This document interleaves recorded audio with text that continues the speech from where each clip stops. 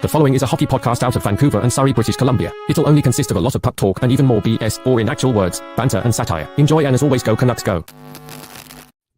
You know what, Kyle? On the whole, I want to give the Canucks an F at the corner mark, but I'm not going to do that because I believe in the power of positivity, baby.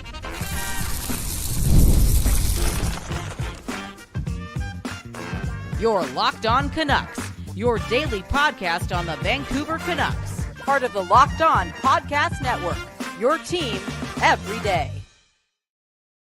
Welcome, and thanks for joining us on this episode of Locked On Canucks. My name is Trevor Beggs. That guy is Kyle Bhawan, and so far through the first quarter of the season for the Vancouver Canucks, it's hard to believe we're already here. The team hasn't quite performed to expectations, at least the expectations that we had, Kyle, because look, we knew this team probably wasn't a Stanley Cup contender, but we expected them to certainly be in the mix for the playoffs. That hasn't panned out so far. We often break down the player grades after a game for those of us who join on the postcast here on Locked On Canucks.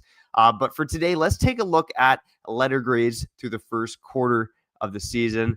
Kyle, I know you've done the work on this, man, so I'm excited to see if the power of positivity is rubbed off on you or if Canucks fandom has got you feeling down and a little realistic.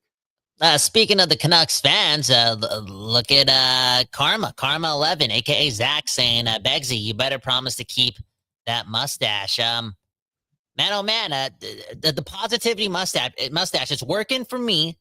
And you maybe that's right, maybe that's wrong. Let's just go right into the report cards, okay? Here on Locked On Canucks at the quarterway mark of this season.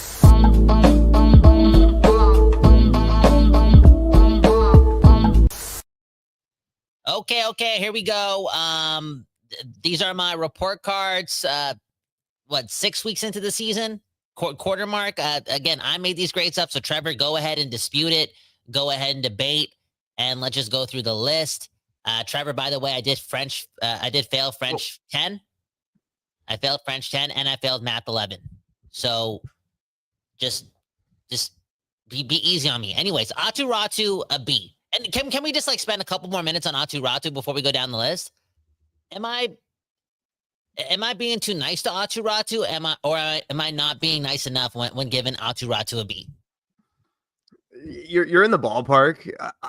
What stands out to me, I think, when you look at the stats, he's got one goal this season, right? But he's lived up to the billing of being a third line center, and probably on this team, he should be a second line center, right? You see David Kampf up there. You see Max Sasson getting the opportunity to go, and come on, where's the love for Atu Ratu? This guy's got more skill than either of those guys. But he's done his job so far, right? And he's one of the league leaders in terms of face-off percentage, taking a number of key D-zone face-offs. Hasn't been perfect defensively, but he's been reliable defensively to an extent, right? At least compared to the rest of the team. So, I'd probably be leaning B- territory for him, but I think you're the ballpark with the B. And look, I saw the clip that the Canucks posted last night on YouTube, the Canucks on the plane, Evander Kane interviewing the players, and there Atu Ratu is the one guy reading a book, man. And I know you love your guys that read books, and I'm starting to believe more in players that read books, Kyle, and Atu Ratu apparently one of those guys. Quinn Hughes reads books. Kevin Lankinen, who's been playing better, reads books, and now Atu Ratu reading books too. Do the math. No, I've been impressed with Atu Ratu. He's competing hard. He's trying hard. It's been a hectic season for any young player on this team. It's not the easiest environment to succeed in, okay? Because, again, it's just chaotic. The coaching has been bad. The structure has been invisible. So, Atu Ratu, I think you can say this about him. He hasn't held us back at all, for real. Nothing's been his fault. Next up, we got Archie Bains, C-, probably the most disappointing player on the Canucks this season outside of Tyler Myers and recent Marcus Pettersson to me, because the local boy thing, you want to see it pan out for this guy, but he's been outplayed by somebody who's not even on this list because I ran out of room, but Mackenzie McEachran. We'll give Mackenzie McEachran a B+ based on, for grading on the curve. But again, Archie Bains a C-. What do you think about that? Yeah, I think it's probably a little bit generous, to be honest. And look, there's a lot of hope for Archie Bains. Pretty good training camp, pretty good preseason. Great first game in that game against Calgary with the shot blocks, with a couple apples in that game. And he's just been far too tentative since. And Kyle, like you said, a guy like Mackenzie McEachran steps in And man, oh man, he's looked like your prototypical fourth liner, like making plays, being reliable. Now the points are coming as well. So, I for RC Baines, it's too bad. I mean, he was certainly a guy I was rooting for, but it looks like he lost his spot in the lineup to both McEachern and Reichel, even based on practice lines of the day. He's like the 14th forward now, and you don't even have a fully healthy lineup. Yeah, it's tough. It's tough. Again, I'm from Surrey. We want our boy to succeed, right? We want the best for our neighbors. It'd be so cool if RG Baines was a prominent player on the Vancouver Canucks, or even just like, again, is it safe to say this, Trevor? At this point of the season, it would have been nice for him to have like 4 goals, 3 assists, 4 goals, 4 assists. But I'm guessing it's like 0 goals, 2 assists. 0 goals, 3 assists for, I think it's 3 assists. It's 3 assists in 18 games for Steve Baines. Just not good enough. I think he's gone pointless in a number of his last games. Because didn't he have 2 assists on opening night, and then it's like 1 assist in his last 17 games? I believe that's it. I think he might have 0 points in his last like 15 games or 14 games, to be honest. Anyways, RC Baines, you got to be better, or else you're going back to Fleetwood secondary, okay, or wherever you came from, because it just got to be better. Brock Besser, a bit of a polarizing grade here. I'm giving him a B. And I know he has 7 goals, 8 goals this year, whatever the number is. He's been scoring goals, but it's hard for me to give anyone above a B+ unless they've been exceptional and doing more outside of just scoring, because this team is bad defensively. I think that has a lot to do with the forwards too. Brock Besser's been on the penalty kill a lot too. The penalty kill sucks. Just not ultimately good enough, but he does have the goals, Trevor Beggs, and that does account for something. It accounts for something, and to me, Brock Besser and Jake DeBrusk are kind of similar players, right? Like, neither the fastest guy in the world. They know how to score at different times. Neither is great defensively. I think a B is probably fair for Brock Besser, right? I mean, look, he's got 8 goals in 19 games, right? He's on pace for 35 goals this season, right? Like that's a good number for Brock Besser, especially his cap hit. But he got so many of these second line guys on the team who know how to score in certain moments, but just are lackadaisical defensive players, right? And he's been touted as being a smart defensive player. Throws time in Vancouver, despite the lack of speed. But like many Canucks, he's just getting burned when he's out there this season. Yeah. Again, every player has to be a lot better this season, unless you're doing the most like Connor Garland. Now, right now, I give Connor Garland an A-. Again, maybe I'm being too much of an asshole. Maybe it should just be a straight A. But I know he's been injured and whatnot, still trying his ass off. But correct me if I'm wrong, though. I feel like the points have slowed down just a bit in his recent games as well, though. And at the end of the day, again, the team is 9-10-2, right? And it's a collective team effort when it comes to how bad they've been defensively. And again, I'm just not dishing out A's like it's easy. But all in all, Connor Garland A-. I mean, superb quality still with Garland. But since he is a leader, like I want the leaders to step up on this team and drag their team into the fight, which he does, but also drag their team into like being accountable for playing defense. And Connor Garland's a leader, and I don't know why I'm putting so much blame on him on why this team hasn't been able to communicate throughout the room that the defense needs to be better, or just like the overall team philosophy has to be better. But am I an asshole for giving him an A- and not an A? No, I don't think so. I think he, to me, is almost like the prototypical A- player. And look, he's been on a line with Pettersson. They've had to take on tough matchups. And like many guys in this team, they're allowing a lot of shots, a lot of chances against when they're on the ice, right? Mm-hmm. They're kind of bending, not breaking, but they are on the ice for a lot of attempts against. And the injuries slowed him down, right? Like ever since he got injured in New York, he's had 2 goals in his last 7 games, right? And no assists in that time. So he's kind of back for a while there. It's like, oh, this is going to be his breakout season, 70 points. And sure, that could still happen, but he's kind of back to being on a 50-point pace once again for your Vancouver Canucks. And Kyle, I'm kind of thinking of that ex guy, Drew O'Connor. Man, oh man, like recency bias makes you want to give this guy an A+, man. This guy is just buzzing around the net, doing everything you could ask of a guy making $2.5 million. But he also did have, 1 assist in his first 8 games and was getting caved. The Canucks were getting caved when he was on the ice. So a B+, I think, is probably fair for Drew O'Connor there. a B plus or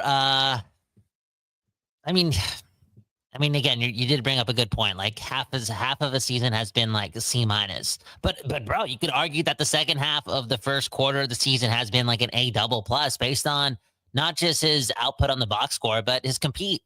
Like he's dragging his line into good situations. Like he's making Aturatu look better. You know what I'm saying? And does he get the B plus because I'm proud of him? Like Trevor, we've been in school. Again, I was never the smartest kid, but whenever I did something like good academically, it felt like the teacher would just like prompt me up and make me feel like the smartest kid in class because they were more proud of me, other than like just thinking I was ultimately like smart or deserved the grade. I think they just like gave me a vote of confidence. Yeah, that's the way it goes, right? Yeah, Kyle, you got that pretty privilege, just sucking up to the teacher. Boom, bam, there you go. You get an A. There you go, man. Yeah, that's what I'm trying to say, dude. That's what I'm trying to. Trevor, okay, I opened up about my past life and me failing school because I have no shame. Like, how many classes did you fail? Because you don't have to go public with it because, again, maybe we'll save it for a live show where there's no cameras allowed. But Trevor was one of the worst high school students in Surrey, British Columbia history. Trevor, you told me this. Where did you get that from, Kyle? Trevor, Unbelievable. You told me the stories when we did the vegetable trip a couple summers ago or whatever. Went for that long cruise, caught up. Now you were telling me stories about your high school experience, and I would have hated you if I was a teacher in high school. I mean, I was a bit of a little shit, but I mean, truth be told, I never failed a class. The closest I came was French 9. I was failing most of the year, and I think I scraped it together and got like 51% at the end. But that was the only class I ever came close to failing. Holy! I remember when I failed French. I skipped 30 classes in 2 months, and I got a referral. They called my dad, but my dad didn't pick up the phone, so I had to call my dad off my cell phone, and he picked up then, and he didn't really care much. And to be honest, I wish he did care more because I feel like I'd be further in life if he cared about like my education. Okay, straight up.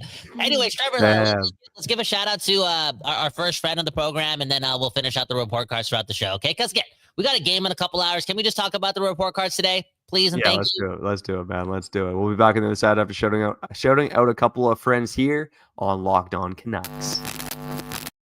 Oh, baby, you know what time it is.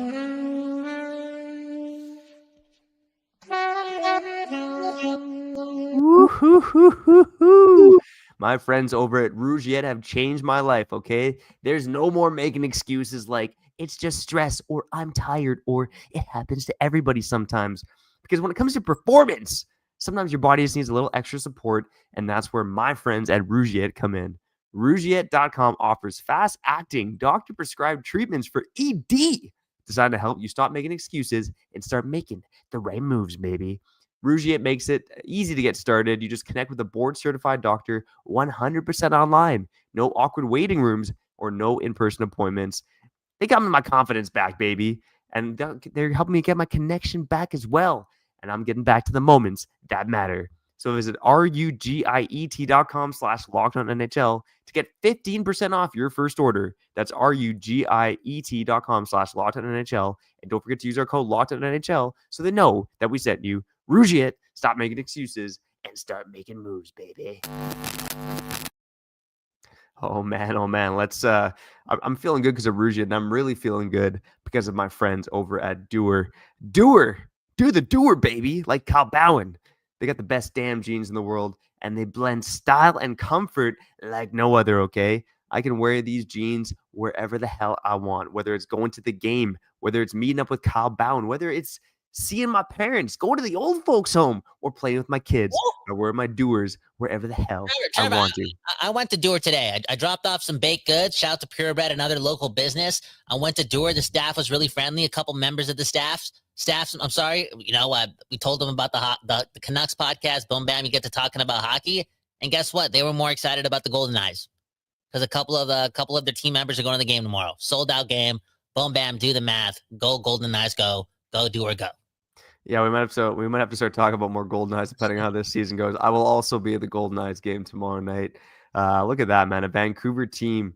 Not only are they an expansion team, but they're favored to win the Walter Cup in the PWHL. Just unreal stuff. A man on man, I'm sure they're feeling good in there, man. Clinging on to positivity because they're rocking the Doer, again, the best damn jeans in the world. 5 times the stretch of traditional denim. Cool max that regulates your body temperature and wicks moisture, keeping you feeling comfortable below the belt, baby. Like Kyle Bhawan, you can visit our friends at Doer here in Vancouver at 1757 West 4th Avenue. Pick up a pair for yourself or as an amazing holiday gift and mention our promo code LOCKEDONCanucks in store to get 15% off your first order, or check them out online at duer.ca/LockedOnCanucks for 15% off. That's duer.ca/LockedOnCanucks. Do the Doer, look good, and piss off your girlfriend for looking that good in those jeans. You want to look thick? You want to look thick? Wear the Doer, man.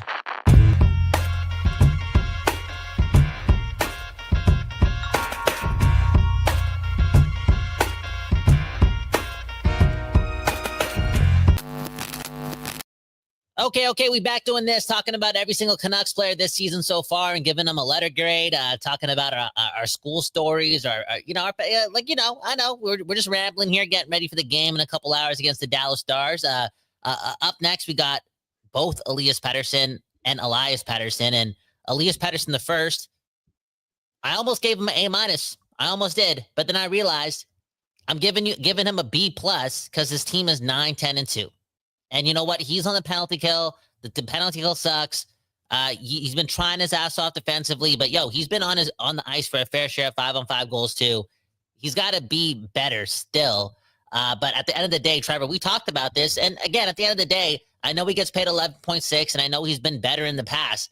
But I am proud of Elias Pettersson somewhat bouncing back this season. And I know a lot of his points have come in the last 4 games, and it's been inflating like the overall look and feel of a season thus far. But do remember that not only did he have a bad last 150 games prior to the season, or 120 games prior to this season, like he was not that great in the first 5 games of the season, especially like the first 5, that game against St. Louis, where it was like, game 3 wasn't good. Yeah, we kind of talked about it. You're right, Cal. Is that first 5 games? I believe it might have even been game 4, that Dallas game where the puck goes off his stick and in, and we kind of felt like he was turning it around at that point. But still, he was scoring at like a 45-point pace until like 4 games ago, right? I know he's been put in a tough situation. I know he's got the tough defensive matchups. He has been on the ice for a lot of chances against, right? And like I said, with Garland, is bending, not breaking. And just kind of looking at the next 2 players on this list, this is probably the biggest divergence in grades for me. Like I'd probably be leaning more like B-, C+ for Elias Pettersson, just because the bar is so high for this guy. And we're happy that he's, performing at a pace better than 45 points, and he's trying, he's blocking shots. But this is an $11.6 million player who's supposed to be a superstar on this team. Mm-hmm. And as much as he's bounced back, I'm not even convinced he's a top 75 player in the NHL right now. So I'd probably be going like C+ right now for Elias Pettersson. And DPD as well. I love DPD. I love his game. I love the hits, but I think he's really struggled so far this season. I'd probably be putting him in like a C-. Holy power positivity got to you there. No, it's okay. The power of positivity did get to me. But again, I know it's maybe I'm saying I'm so proud of Elias Pettersson because I've been such a bully to him over the last like couple of seasons, because I've just been so frustrated, and he took away a time of my life. It feels like, for real. Remember what I said some years ago when I was like, when the Canucks traded for Zadorov and Lindholm and Demko was winning the Vezina, I'm like, it's cup or bust this season. Remember I said that, and you guys were all laughing at me, but who was right? I was right. It was cup or bust. And Elias Pettersson stopped that from happening, because based on his performance, and I got mad, and then I fast forward to this season, and I'm like, you know what? I'm proud of him because he's looking better, and I believe that he's not completely back yet, but chances are he will be back soon, which is closer than what it seemed like only a couple weeks ago. Next up that you touched on him already, DPD. I give him a B because I feel like he's still a rookie. He's playing a lot of I'm not saying he's playing tough minutes, but he's playing with another rookie. He hasn't been as good as he was last year, and he has to be better. But again, I'm just being nice, okay? Come on, nice teacher, boom, bam, give him a B. Evander Kane, I was being nice to him too, giving him a C. He should have had a C- or a D. But I don't know, like Trevor, you know me. Sometimes when I get pessimistic, it's hard for me to take off the glasses. The guy still has like 11 points in 21 games, or whatever it is, maybe 12 points. Is it possible for me to still fail Evander Kane even if he has like 11 or 12 points in 21 games? Yeah, it's certainly still possible, right? Like I look at the minor penalties, I look at the lazy back checking, I look at him being selfish with the puck, shooting from the outside, and taking all these low percentage shots. Like I think he's to me been arguably the most frustrating Canuck so far. And I know there's fans out there who say, "Oh, look, he's hitting guys." Okay, he's doing that barely. Yeah, I don't love the Evander Kane, and you know what? I am clouded a bit, I will say, by the fact that they shouldn't have gone after this guy this offseason. They should have just kept Pius Suter. Didn't make any sense at the time. Makes even less sense now. I probably wouldn't fail King because he is up to a half point a game. I thought the Florida game was one of his better games, but I'm probably in like D- territory for Kane. It's been pretty much a fail so far for me. Yeah, again, I was being nice. I saw the YouTube video of him, talking to the players, being a friendly guy. I felt 15 years old again watching, Canucks YouTube videos and just, when you were young and you just like, you loved every player. You know what I'm saying? Like they could do no wrong before social media. Me and Trevor used to read newspapers, man. Believe it or not, from a different time. But that's fair though. Evander Kane, I give him a C, but let's be honest, he could get a D as well. Next up, Filipino. We're not going to grade him. Filip Hronek. There you go. I handed out an A plus, and that sounds crazy because Filip Hronek plays a lot of minutes and our defense sucks. But I gave him an A plus as a token of appreciation because it's like sometimes we forget about you, Filip Hronek, and we don't talk about you actually being good at the game of hockey. Yeah, I think A plus is probably a little generous, but he's been one of the best Canucks so far this season, and he's kind of flown under the radar doing it, right? He's had a revolving door of partners, a lot of injuries in this lineup. He's been playing big minutes, and his point production is kind of at his typical pace, right? Half point a game. He's still outscoring JT Miller so far this season, so there's that.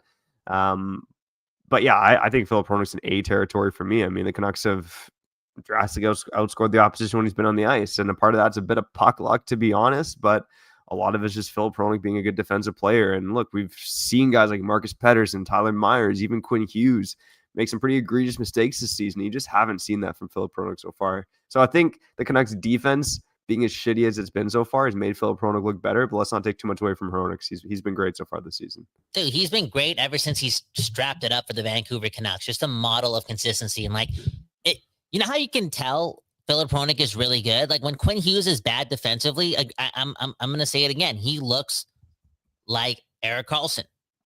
Turns it over, just like, again, it's not clean. It's not clean. It's not Tyler Myers bad, but it's not clean. Like outside of Filip Hronek early on last season, I'm talking like game 1 when he got burned by Connor Zary. I think he got burned a couple times on that first road trip too.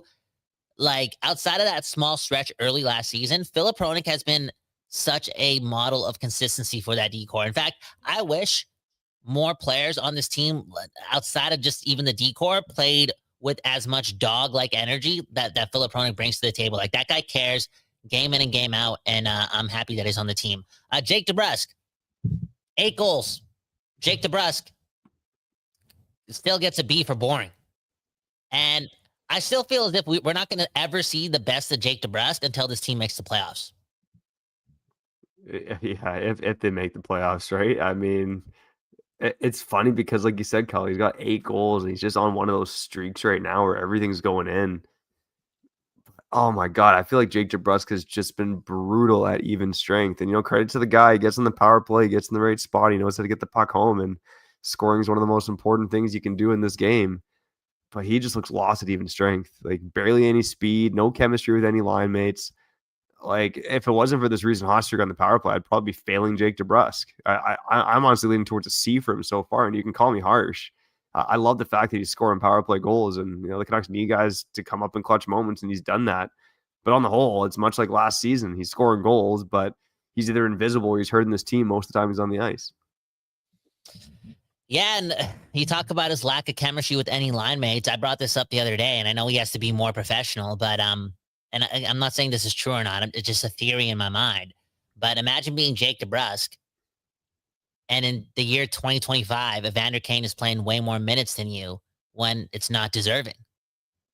Like that's got to be a kick to the heart, not the nuts. Like, you know what I'm saying? Like it kind of sucks.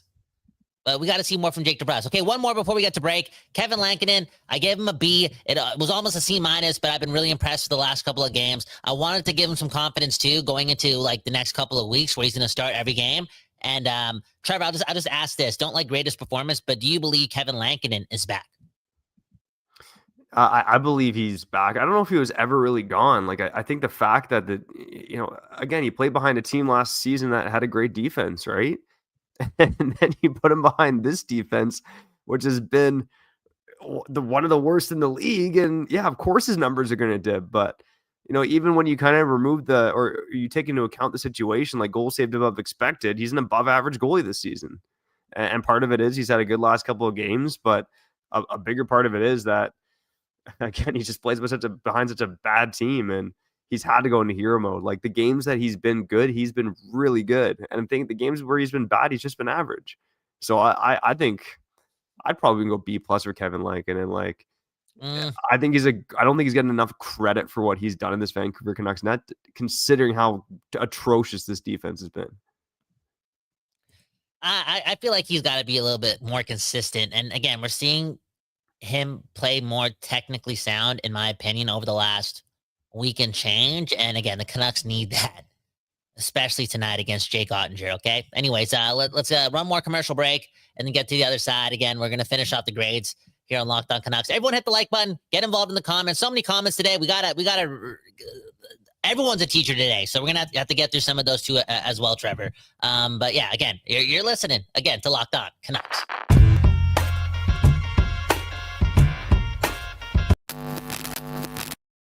All right. Let's shout out our friends over at FanDuel, baby. You know the deal, whether it's NHL, PWHL, NBA, or NFL. There's no better place to get in on the action than FanDuel, the official sports betting partner of the NBA. Man, oh man, Kyle, I did mention it briefly, but the Vancouver Golden Knights playing their first game in their PWHL history tomorrow night. They are favorites to win the PWHL championship this season, plus 340. When do expansion teams, I know it's the PWHL, there's only 8 teams in the league, but when has an expansion team ever been listed as the favorite to win a championship, Kyle? It's absolutely bananas. Right? But hey, if you're feeling the love for the Golden Knights, you can pick up those odds, plus 340 on FanDuel. Looking at the Canucks game tonight, they are, of course, underdogs against the Dallas Stars, plus 130 on the money line on FanDuel. So a little bit of value there if you believe the Canucks can get the job done. Boom, bam. Right now, new customers on FanDuel can get $300 in bonus bets when your first $5 bet wins. So head to FanDuel.com to sign up and play your game with FanDuel, the official sports betting partner of the NBA.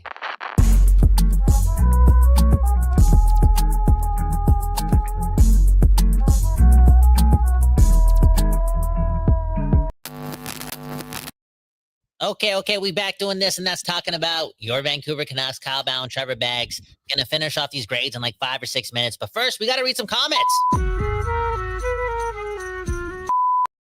Man, oh man, Trevor, I saw a lot of love for Elias Pettersson. Okay, Zach saying give him an A-. Oliver saying the same thing. Give him an A-. And look at this from Hart. Is it Harry or Harvey? Harry. Saying Elias Pettersson should ask for a trade. Vancouver is not the place for him. Our people here on Locked On Canucks, like they're content. They're content with what Elias Pettersson has done through 21 games, which for me is cool because I feel like the momentum is there. But for Trevor Beggs, give him a C, man. Trevor, man, C+. What you asshole. Anyways, next up, Kiefer Sherwood. You could argue that this guy's been the greatest Canuck for the first 21 games of the year. And Trevor, bold prediction, I think after 41 games or 42 games, he'll still be the best Canuck. Like, I think this guy's on a mission. Now he's getting top line minutes with the confident Elias Pettersson. I just feel as if this guy sees the pot of gold at the end of the rainbow, and he's not stopping. Yeah, 100%, man. I mean, he's in line for a massive pay bump, that's for sure. And he's probably the only guy I'd give an A+ to. So I'm agreeing with you on that one, Kyle. Yeah, and he's a dog, and we're about to see him, drag Evander Kane into the fight too. And just proud of him, man. Proud of Kiefer Sherwood doing whatever it takes and playing in all positions now. Like, we're talking about a guy that plays on the power play, he plays on the penalty kill, and he plays on the top line. Yeah. Yeah, he's doing it all, and I hope they can get some guys back and they can free him up to be in better situations. We'll see what it looks like. What do you mean? This is the better situation. This is Elias Pettersson. What are you talking about? This is his best situation. What, taking every single defensive zone face off and blocking shots and being on the PK. Look, I think all those things are great, but this Canucks team struggles immensely to generate any offense. They'd be doing themselves some favors if they could put their most talented offensive player in better situations where you could score instead of just being in the defensive zone the whole time. Like Quinn Hughes said yesterday, right? You spend all this time in your defensive zone. It's hard to get the juice to go up the ice offensively, right? So again, I hope that can change. I'm proud of his defensive performance, but the Canucks need to be in a better spot if they can give this guy more offensive zone time. Are you talking about Kiefer Sherwood or Elias Pettersson? I'm talking about Elias Pettersson. Well, I'm talking about Kiefer Sherwood. Oh, okay. Sorry, my bad. Yeah. So you weren't listening to me again. Trevor, again, I get it, man. I get it, man. I'm not a journalist like you, Trevor. I get it. Anyways, Linus Karlsson, I'm giving him a B. Don't have to talk much about him other than, like, thanks for the effort. You're doing your thing. But Marcus Pettersson, man, I'm giving him a C. And this is crazy because I think 2 weeks ago I'm giving him a B, maybe like a maybe B plus. But man, Marcus Pettersson, you gotta be better. Yeah, I feel like it's gone downhill a bit for him too in the past couple of games. This is a guy that you gave up some pretty heavy assets for, right? The 11th overall pick, more or less. I know you're dumping some cap in there and blah blah blah, but he's been bad a number of games recently. Like, just looking at his game logs here, terrible in the Nashville game, terrible in the Columbus game. Not great in Carolina, not great in Tampa, not great in Florida. Like, there's just been a lot of mediocre games in here and too many minor penalties, too many turnovers.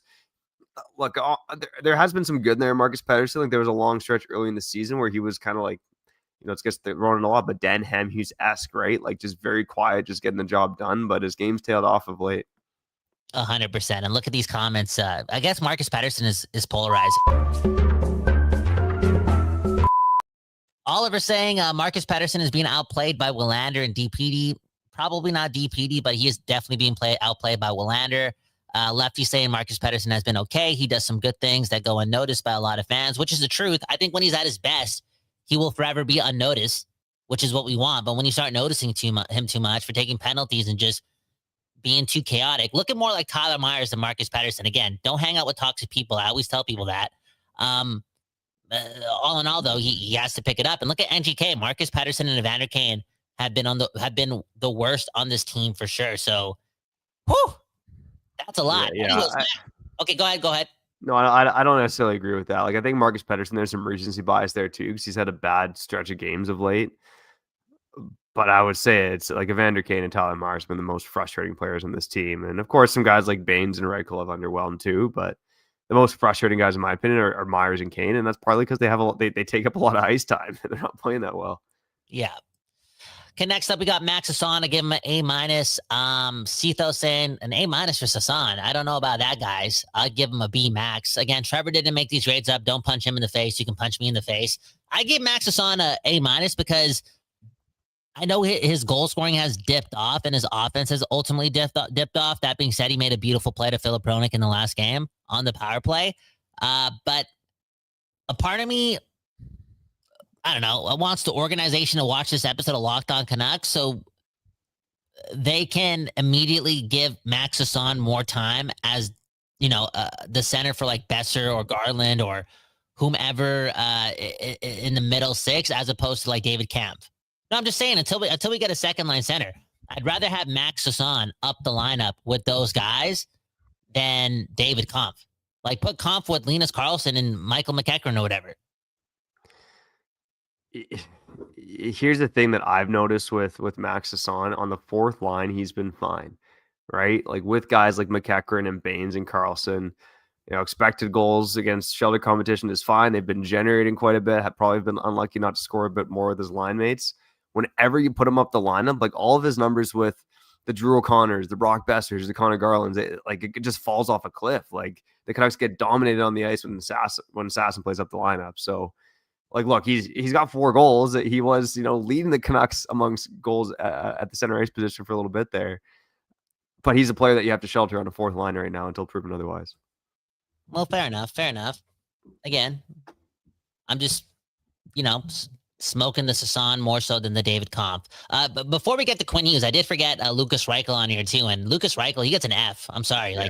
He gets hasn't been good. He gets a big fat F. And, there's people talking about him getting a chance on the wing now, and that might, help him out. Maybe Sasan and Lucas Reichel can find some chemistry. We'll wait and see, but he has to be way better. Quinn Hughes, he's still making history. 11 assists in his last 3 games or whatever. Is it 11 or 10?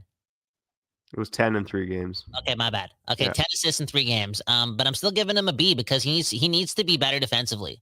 And to be honest, Trevor, and you can touch on this a bit because he kind of touched on being positive and whatnot in his conversation with Ian McIntyre. But if the Canucks don't want to rebuild, again, it's not about making the playoffs. It's about not rebuilding. Then Quinn Hughes has to be a better leader in all facets because this team's not good enough for him to only turn it on the ice. It's just the truth. And he's been a part of that room for so long, for years and years and years and years and years, and this team never wins. So maybe how you approach the game outside of the rink when it comes to media relations and your body language and wearing the loss on your face and whatnot, maybe that kind of has to change. Yeah, I mean, the power of positivity could be a real thing with Quinn Hughes. And he's a guy that hates to lose, and you love to have that on your team. But, in that article with Ian McIntyre, Sidney Crosby has referenced, right? Keeping things positive on the bench, even when times are tense, when times are tough. Henrik Sedin did the same thing with the Vancouver Canucks when times weren't great. It matters to have your leaders be positive, right? And it's not always easy to do. But if he can just bring some of that positivity, pump the boys up. Again, he's kind of got that look that, what the F is happening to the season? Maybe I should leave, blah, blah, blah. He's got that look on his face right now. And, if he does harnesses some positivity, man, listen to some Deepak Chopra. Kyle, does a little bit of this, man. Come on, let's throw the prayer music, man.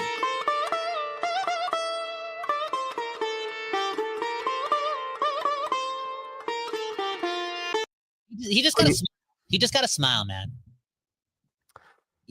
I'll try to make him smile tonight, man. We'll see. Do it, man. Tell him a knock-knock joke. Just switch it up, okay? But again, if Quinn Hughes, I don't want to be that asshole that just ridicules his leadership too much because I think that comes from being a little bit jaded because the team just kind of sucks right now. And at the end of the day, on the ice, he plays so injured. He thugs it out. 10 assists in 3 games. Needs to be better defensively, but he tries his ass off, and he'll always have that as a part of his of why he's a great leader. Okay, Thatcher Demko, give him a B. Don't have to talk about him too much. Tyler Myers, just replace everything that we said about Marcus Pettersson with Tyler Myers. And then just remember that Tyler Myers has been doing this for 7 years with the Vancouver Canucks. Just not good enough. Can't be a top 4 defenseman anymore. Valentino Martini Mancini, too injured to give him a grade. But Trevor, sign us out after this one. I gave Tom Melander an A+. Talked about him, glowed about him, and then go pick your daughter up from school. Yeah, one love, buddy. First off, I'd get Thatcher Demko an A-. He's been the 6th best starter in the league based on goal saved above expected. A little too harsh on Demko, man. Don't fault the guy for getting injured, okay? Tyler Myers, I'd be probably giving a D. And Tom Melander, man. Again, we've been preaching this on Locked On Canucks. The everydayers know I think you're going to have to hit a point here where you got to try to give Tom Melander more ice time. Get him up with Marcus Pettersson. See what he can do. Try to push Tyler Myers down the lineup because Tyler Myers playing big minutes against tough competition. It isn't working. Tom Melander, he looks like he's at least ready for the opportunity. And I could see why Foot would have some hesitation with playing a rookie that high, but he's had the gonads to put, DPD and Willander on the same pairing. Just try to put Willander up the lineup and see what happens because this guy is showing the poise of a guy in his prime right now. So let's see. Hopefully Willander gets that shot sooner rather than later with the Vancouver Canucks. That was the quarter mark letter grades, Kyle. One love to you for putting it together, but most importantly, one love to you for listening to this episode of Locked On Canucks. If you like what we're doing, share the episode with a friend, a colleague, even your mom on YouTube. Hit the goddamn like button. It helps us out a lot. You can also subscribe to the show. Join over 3,000 people who subscribe to Locked On Canucks, baby, on the podcast site. You can also follow us. Leave a 5-star review. Kyle, this is us planning on the air, but are you going to be around for postgame tonight? Yep, that should be the plan. All right, buddy. I'll see you. I'll see you at the Dondo's Art Lab in South Van. For now, I'm Trevor Beggs. That guy's Kyle Bhawan, and you've been listening to Locked On Canucks.